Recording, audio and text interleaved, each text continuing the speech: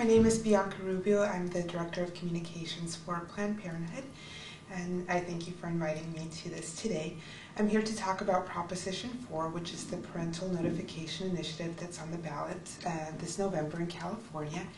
And we are urging voters to vote no on this proposition. It is one of the most dangerous and deceptive initiatives on the ballot this year.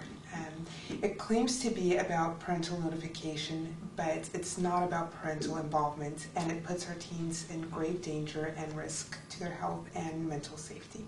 Well, under this proposition, what this proposition states is that teenagers that are seeking to have an abortion need to notify their parents before doing so. Now, this is dangerous because 90% of teenagers in California are already talking to their parents. This is what the statistics say. The 10% that are not is because they can't. They come from families where they might have abusive homes or where there is simply not that communication with their parents.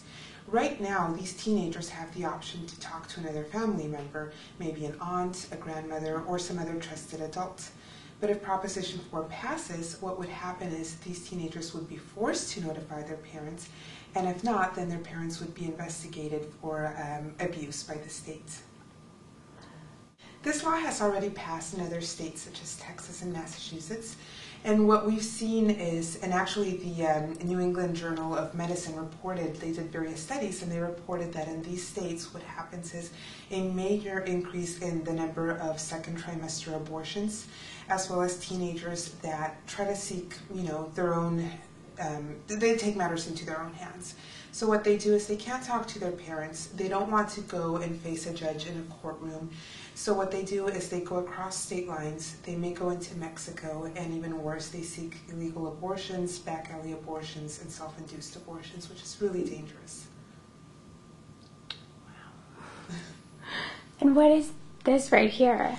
This is actually our Campaign for Teen Safety poster. We're recruiting people to do phone banking and call voters and inform them about the issue, let them know why it's important to vote no, and just get people to jump on board as far as voting no and talking to other people. It's obviously Proposition 4. It's a tough issue to talk about because abortion is nothing easy, and everybody wants to reduce the number of abortions, but unfortunately, we're not going to do that with Proposition 4. The only way to reduce abortions is through comprehensive sexual education, including abstinence and the use of protection. And with Proposition 4, the only thing that we're doing is putting very vulnerable teenagers at risk and at danger. Have you had teenagers volunteering for this issue? We have. We actually have what we call our boxers. They're teenagers that are planning on attending San Diego State University as well as other universities. They're very involved, and they've been coming in and making phone calls, walking around and giving out pamphlets and flyers about Proposition 4. People that support Proposition 4 say that teenagers that don't want to talk to their family members or to their parents specifically, and they don't want their parents to be investigated for abuse, can go to the court and talk to a judge and thereby waive that requirement of notifying the parents. This may sound good at first, but in the real world, a teenager that is scared, she's facing an unplanned pregnancy, she's 15, 16 years old, she's not going to go into the court to talk to a judge that she doesn't know, to explain to him why she wants to terminate the pregnancy, why she can't talk to her parents. And the other thing that this does is delay medical care. In Texas, where they have this judicial bypass, it's shown that it takes up to 21 days for the teenager to be seen by the judge and be granted that permission. So that's 21 days without medical care, without counseling, and obviously in something as time-sensitive as a pregnancy, that's really a risk. The ironic thing is that voters are already very educated. This proposition has been on the ballot twice before, and both times it was voted no. The other ironic thing is that the people that are pushing this proposition forward is really a very, very small group of very ideological individuals. One of them is Jim Holman, and he has put in $3 million or $4 million of his personal money into funding this proposition. On the other side, you have the Association of Medical Professionals, the California Medical Association, the California Teachers Association, the California Nurses Association, the Association of School Counselors. All of these people, which are trusted professionals in our community that work with teenagers, they're all opposed to Proposition 4, and they've already said that they're going to vote no because it does put teenagers in danger.